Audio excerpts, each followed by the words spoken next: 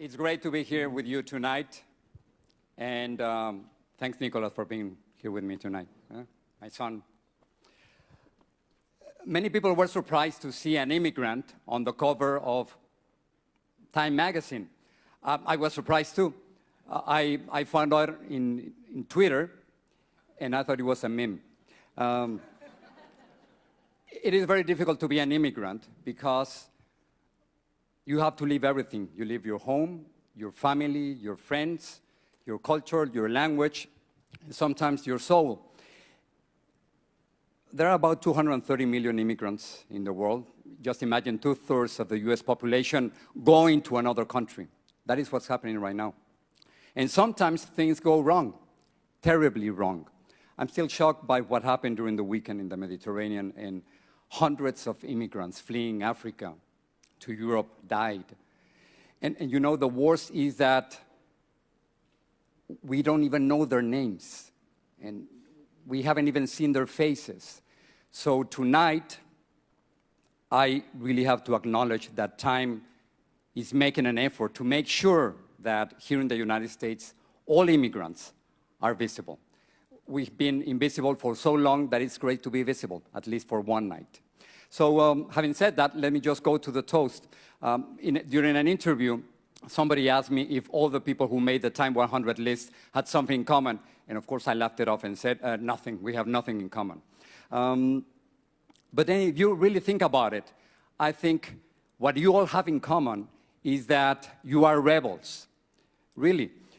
You rebelled against a country or a president, or you rebel against a tradition or an industry, or maybe you rebel against a stupid idea, and that's why you are here.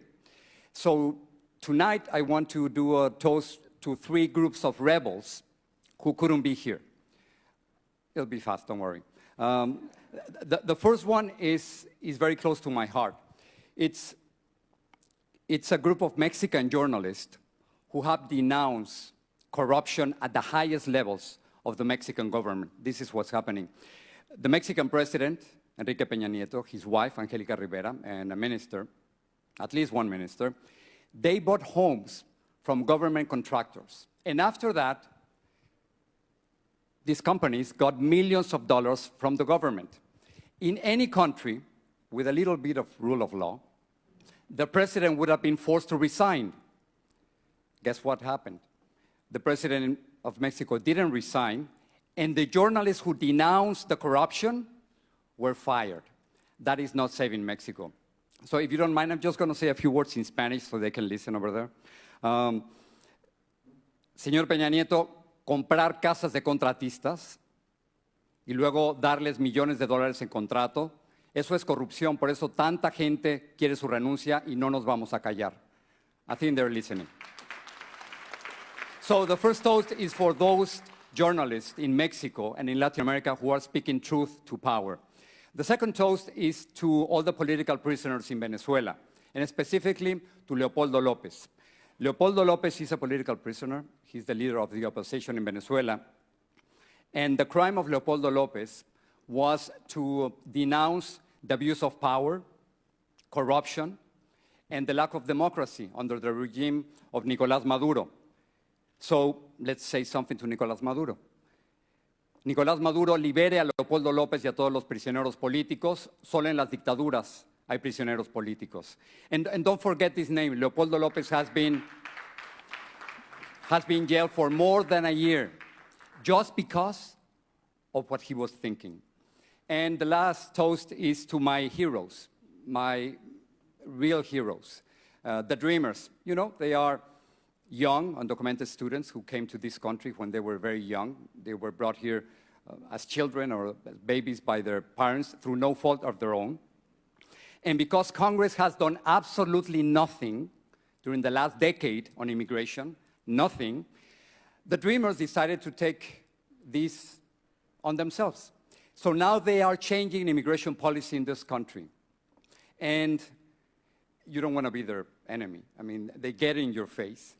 And dreamers, they are really American citizens, but they don't have a paper to prove it. And not only that, there are many politicians and many presidential candidates who want to deport them. So here's just a quick note, a word of advice to all the political candidates and presidential candidates. Latinos and millennials will decide the next election, and Latinos won't vote for any candidate who wants to deport your father and your mother, your friends, your neighbors, and young students. So now,